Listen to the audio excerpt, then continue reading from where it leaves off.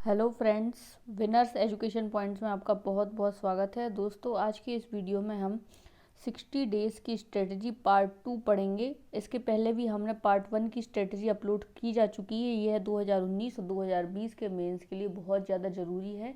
इसके पहले वाले पार्ट में दोस्तों हमने यह जाना था कि उत्तर लेखन क्यों करना चाहिए, टेस्ट सीरीज़ का क्या महत्व है, उत्तर लेखन से क्या फ़ायदे होंगे और आपको उत्तर लेखन करते समय क्या क्या बातें याद रखनी है, क्या लिखना है क्या नहीं लिखना है। आज के इस वीडियो में हम आपसे चर्चा करेंगे कि आपको कौन कौन से क्षेत्रों पर विशेष फोकस करना है। अगर आप आज से ही तैयारी करना स्टार्ट करते हैं तो आपको क्या क्या सोचना चाहिए। सबसे पहले मध्य प्रदेश मुख्य परीक्षा तैयारी करने के लिए सबसे ज़्यादा आवश्यक है कि आप एक लोक सेवक की तरह सोचें। जब भी आप कोई भी प्रश्न का आंसर लिखते हैं तो आप यह प्रयास करें कि ऐसी स्थिति में अगर कोई सिविल सर्वेंट होता, मान लीजिए कोई डिप्टी कलेक्टर या डीएसपी होता, तो वह क्या निर्णय लेता। जब आप ऐसी हॉलिस्टिक सोच रखने लगेंगे तो निश्चित तौर पर आपकी आंसर राइटिंग पर फर्क पड़ेगा और आप वाइज्ड ना होकर एक संतुलित उत्तर लिखने पर बल देंगे। खास तौर पर एथिक्स के पेपर 4 में केस स्टडी सॉल्व करते समय आप यह मानकर चलिए कि अगर आप एक सिविल सर्वेंट होते तब ऐसी स्थिति में आप क्या करते। अतिवादी विचारधारा ना रखकर संतुलित उत्तर लिखने का सदैव प्रयास करें। संतुलित उत्तर के अंतर्गत आता है दोस्तों एक समाधान वाला रुख। अधिकतर प्रश्नों में यह प्रयास करना चाहिए आपको कि आप कुछ ना कुछ समाधान जरूर दें, जैसे कि काला धन, भ्रष्टाचार, देश में बढ़ती गरीबी, देश में बढ़ती बेरोजगारी, कोरोना वायरस के समय आप अपने उत्तरों में जैसे ऐसे समय जैसे कोरोना वायरस के कई सारे प्रश्न आ सकते हैं, सोशल में, साइंस में। तो ऐसी स्थिति में आप अपने आंसर्स में समाधान जरूर दें। समाधानात्मक रुख अपनाएंगे तभी आपको ज़्यादा अच्छे नंबर मिलेंगे। जैसे कि आप दृष्टि आईएएस की तरह प्रश्नों में आगे की राह भी लिख सकते हैं। इसमें एथिक्स में केस स्टडी में यह ध्यान रखिए, दर्शन शास्त्र का जो सिलेबस है उसमें दर्शन शास्त्र अर्थात एथिक्स का जो सिलेबस है, सिलेबस में जो भी शब्द दिए गए हैं जैसे सांवेगिक बुद्धि, समानुभूति, सहानुभूति, करुणा, लोक सेवक के प्रति समर्पण, यह शब्द आपकी केस स्टडी में आएंगे तो आप उन शब्दों को जरूर हाईलाइट करें और उन शब्दों को आप जानबूझ के ड्रैग करें। जैसे कि कई सारे केस स्टडी में प्रश्न पूछे जाते हैं कि इसमें लोक सेवक के किन किन गुणों को कौन कौन से गुण शो हो रहे हैं, लोक सेवक के किन किन गुणों को इस केस स्टडी में देखा जा सकता है। तो उसमें जब आप ऐसे उत्तरों का समावेश करेंगे तो निश्चित तौर पर आपको बहुत अच्छे नंबर मिलेंगे और यही केस स्टडी में सफल होने का मूल मंत्र भी है। निबंध में आप यह ध्यान रखें, महापुरुषों द्वारा बताए गए कोट्स, पंक्तियाँ या फिर कविताएं, स्लोगन इत्यादि जरूर लिखें। यही एक मूल मंत्र है जिससे आपको निबंध के पेपर में अच्छे नंबर मिल सकते हैं। अगर आप निबंध में वही रटी रटाई बातें लिखेंगे, सीधे आप जो थ्योरेटिकल पार्ट है दोस्तों उसको आजकल कोई नहीं पढ़ना चाहता।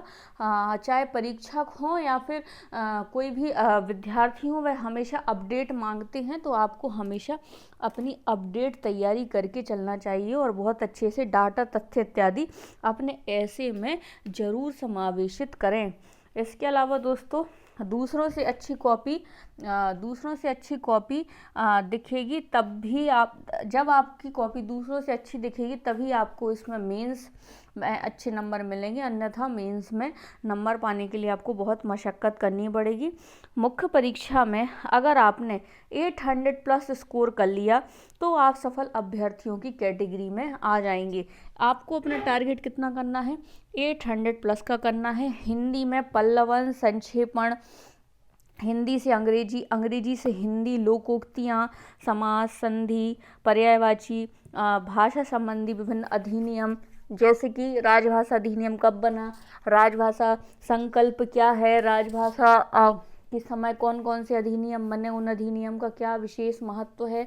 जब आप इन सारी चीज़ों को समावेशित करेंगे अपने आंसर्स में तभी आपको अच्छे नंबर मिलेंगे। निबंध में कुछ इस प्रकार से भी आप प्रयोग कर सकते हैं, जैसे अगर मान लीजिए कोई बेटियों पर आता है, महिला सशक्तिकरण से संबंधित निबंध आता है, तो आपको कुछ ना कुछ ऐसा इनोवेशन करना पड़ेगा। जैसे आप लिख सकते हैं स्टार्टिंग में ही आप लिख सकते हैं, हमारी बेटियां छोरों से कम हैं कि, तो ये एक आपकी समझ भी दर्शाता है और आप महिला सशक्तिकरण से रिलेटेड आधुनिक उदाहरणों से भी आपको इसमें अच्छे नंबर मिलेंगे। तो ऐसी कुछ न कुछ लाइनिंग्स आप ज़रूर तैयार कीजिए। हमारे द्वारा भी आपको इस प्रकार की बहुत सारे उदाहरण बहुत शीघ्र ही प्रदान किए जाएंगे। तो विनर्स एजुकेशन पॉइंट के टेलीग्राम ग्रुप से भी आप जुड़ जाइए। विज्ञान एवं प्रौद्योगिकी के पेपर में आपको यह याद रखना है कि आपको टू दी पॉइंट उत्तर लिखा जाए। ये किस चीज़ में याद रखना है दोस्तों? आपको साइंस एंड टेक की प्रश्न में, क्योंकि अगर उसमें आपसे रोबोटिक्स पूछा है तो आप सीधा सीधा रोबोटिक के बारे में लिखें। आप टू दी पॉइंट मतलब साइंस के पेपर में आप कुछ फेंक नहीं सकते। रोबोटिक्स की जो सटीक परिभाषा है आपको वही लिखना पड़ेगा। उसी प्रकार जैसे नैनो टेक्नोलॉजी का कुछ प्रश्न पूछा है और वहाँ आपसे पूछा गया है नैनो टेक्नोलॉजी की परिभाषा लिखिए। अब वहाँ अगर आपको तकनीकी रूप से चीज़ें नहीं आ रही हैं तो आप वहाँ फेल हो गए, क्योंकि आप नैनो टेक्नोलॉजी की परिभाषा में जब तक आप नैनो शब्द को परिभाषित नहीं करेंगे तो आपकी समझ उस क्षेत्र से रिलेटेड नहीं समझ में आएगी। तो नैनो प्रौद्योगिकी, जैव प्रौद्योगिकी, अंतरिक्ष प्रौद्योगिकी जैसे चीज़ों के लिए आप जो इनकी सटीक परिभाषा है उसी को तैयार करें कि नैनो कब माना जाता है, नैनो सेकंड क्या होते हैं, नैनोमीटर्स क्या होते हैं। ये सारी चीज़ें दोस्तों अनिवार्य हैं, आवश्यक हैं। फिर नेक्स्ट है ये हमने पढ़ लिया साइंस एंड टेक के लिए। अर्थशास्त्र के पेपर में आप बजट अच्छे से तैयार कर लीजिए। बजट तैयार कर लीजिए। मध्य प्रदेश शासन की, भारत शासन की योजनाएं अनिवार्य रूप से तैयार कर लें। खासकर कोविड से रिलेटेड कुछ जो नई योजनाएं बनाई गई हैं, जैसे एक मास्क अनेक जिंदगी और इस प्रकार की आप योजनाएं जरूर तैयार कर लीजिए। अवसंरचनात्मक मुद्दे, इस बार जो मोस्ट प्रोबेबली क्वेश्चन बनेगा वो बनेगा भोपाल मेट्रो या इंदौर मेट्रो से रिलेटेड। तो ये आपका 3 नंबर के प्रश्न में जरूर आ सकता है, तो इसको आपको अच्छे से करना ही करना है। पॉलिटी के पेपर में आप अच्छे नंबर स्कोर करने के लिए आप यह प्रयास करें कि आप अधिक से अधिक अनुच्छेदों का समावेश करें अपनी कॉपी में। जैसे आपसे वित्त आयोग पूछा है तो तुरंत आपको आर्टिकल 280 लिख देना है। प्रस्तावना पूछा है तो प्रस्तावना का लिख देना है।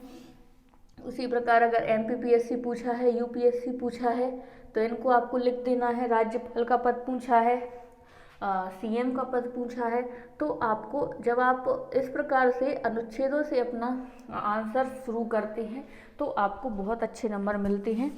जैसे GST पूछा है, GST, तो आपको इनमें संवैधानिक अनुच्छेद लिखना ही है। मौलिक कर्तव्य, मौलिक अधिकार, ये कुछ बहुत बेसिक सी चीज़ें हैं। उसी प्रकार से विभिन्न संवैधानिक संशोधन, 101वां संवैधानिक संशोधन किससे संबंधित है, 102वां हाल ही में कोई नया लेटेस्ट संविधान संशोधन हुआ हो, CAA, NRC विवाद, ये सारी चीज़ें जो नई हैं वह आपको तैयार अनिवार्य रूप से कर लेनी चाहिए। अब हम बात करते हैं इतिहास पर। इतिहास के पेपर में अच्छे से तैयार कर लें, क्योंकि इतिहास में दोस्तों इसमें वर्ल्ड इतिहास के बारे में कहा जा रहा है। चूँकि 2020 से तो विश्व इतिहास हटा दिया है, लेकिन 2019 में है, तो इसमें आपको क्या करना है कि इतिहास में आप वर्ल्ड हिस्ट्री के आप कम से कम एक ही बार में पढ़ी जाएगी, लगभग 2 दिन में आपकी पूरी वर्ल्ड हिस्ट्री खत्म हो जाएगी। तो उसमें 6 नंबर, 15 नंबर और 3 नंबर के प्रश्न अनिवार्य रूप से आपसे पूछे जाने हैं विश्व इतिहास में। तो आप निश्चित तौर पर वर्ल्ड हिस्ट्री तैयार कर लीजिए। 2 दिन में आप वर्ल्ड हिस्ट्री को ख़त्म कर सकते हैं और उससे आप आराम से 30 से 35 नंबर तक स्कोर कर सकते हैं। इसके अलावा दोस्तों इतिहास में कई सारे क्वेश्चन जो होते हैं वो प्रेडिक्टेबल होते हैं, कि इतिहास में बहुत ज़्यादा दायरा नहीं है। इतिहास में कुछ ही क्वेश्चन हैं जो बार बार अलग अलग तरीके से पूछे जाते हैं। अगर आपने उनको एक बार अच्छे से प्रिपेयर कर लिया तो आपको बहुत अच्छे नंबर मिल जाएंगे। इतिहास में जो महत्वपूर्ण प्रश्न हैं दोस्तों वह हैं, जैसे आप सिंधु घाटी सभ्यता, वैदिक सभ्यता, इनकी सामाजिक आर्थिक विशेषताएं अच्छे से कर लीजिए तैयार। इसके अलावा दोस्तों जैसे हर्षवर्धन की विशेषताएं, हर्षवर्धन के समय की विशेषताएं, अशोक का धम्म, कौटिल्य के सप्तांग सिद्धांत, अकबर से संबंधित विभिन्न प्रश्न जैसे दीन-ए इलाही और हुमायूं की पराजयें, और शेरशाह सूरी और हुमायूं के मध्य कौन कौन से युद्ध हुए, तो इतिहास में काफ़ी सारे क्वेश्चंस प्रिडिक्टेबल रहते हैं। बाबर से संबंधित, अकबर की राजपूत नीति, अकबर से रिलेटेड सारे प्रश्न आप तैयार कर लीजिए। और इसके अलावा यह बाबर, अकबर, इनके समय, औरंगजेब से जुड़े हुए प्रश्न तैयार कर लीजिए। और इनके समय को स्थापत्य कला का स्वर्णकाल क्यों कहा जाता है, गुप्त काल को स्वर्णकाल क्यों कहा जाता है। आप ऐसे क्वेश्चंस तो अभी से तैयार कर लीजिए ताकि आपको बाद में सिर्फ रिवाइज ही करना पड़े, तो आपको इनसे डेफिनेटली अच्छे मार्क्स मिलेंगे। फिर है दोस्तों भूगोल के पेपर में आपको, अब हम आ जाते हैं ज्योग्राफी के पेपर में। ज्योग्राफी के पेपर में अच्छे नंबर स्कोर करने का एकमात्र मूल मंत्र है अधिक से अधिक मैप का प्रयोग करके, चित्र का प्रयोग करके। आप जितने अधिक मैप, चित्र का प्रयोग करेंगे आपको उतने ही अच्छे नंबर मिलेंगे।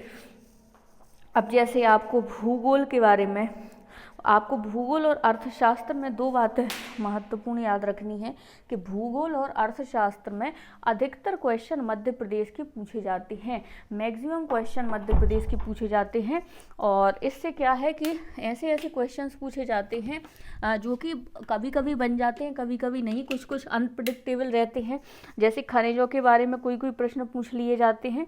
तो आपको यह याद रखना है कि आपको भूगोल और अर्थशास्त्र में मध्य प्रदेश अच्छे से कवर करके चलना है। और जैसे आप इसमें भूगोल में मध्य प्रदेश से संबंधित प्रश्न कौन कौन से टाइप के पूछे जा सकते हैं, जैसे कि मध्य प्रदेश में किसान आत्महत्या बढ़ने के क्या कारण हैं। उसी प्रकार भूगोल में मध्य प्रदेश में भौगोलिक दशाओं का वर्णन कीजिए, जलवायु अवस्थाओं का वर्णन कीजिए, मध्य प्रदेश में भूकंप की स्थिति का वर्णन कीजिए। तो ये सारे मध्य प्रदेश से रिलेटेड आप खास तौर पर तैयार करिए प्रश्न। दोस्तों आई होप आपको ये सीरीज़ पसंद आ रही होगी। और इसी के बाद हम एक वीडियो अपलोड करेंगे जो कि टॉपर्स स्टूडेंट के रहेंगे, जो कि आपने पहली वाली सीरीज़ को काफ़ी पसंद किया था। तो उसी प्रकार से आज भी आपके लिए एक दूसरी सीरीज़ लाई जाएगी जो कि टॉपर्स की कॉपी की रहेगी, जिससे आपको निश्चित तौर पर सीखने के लिए मिलेगा। तो दोस्तों हमसे जुड़े रहिए। Thank you for watching. और विनर्स एजुकेशन पॉइंट को लाइक, शेयर एंड सब्सक्राइब करना ना भूलें। अधिक जानकारी के लिए डिस्क्रिप्शन बॉक्स में भी आप समस्त जानकारियाँ ले सकते हैं।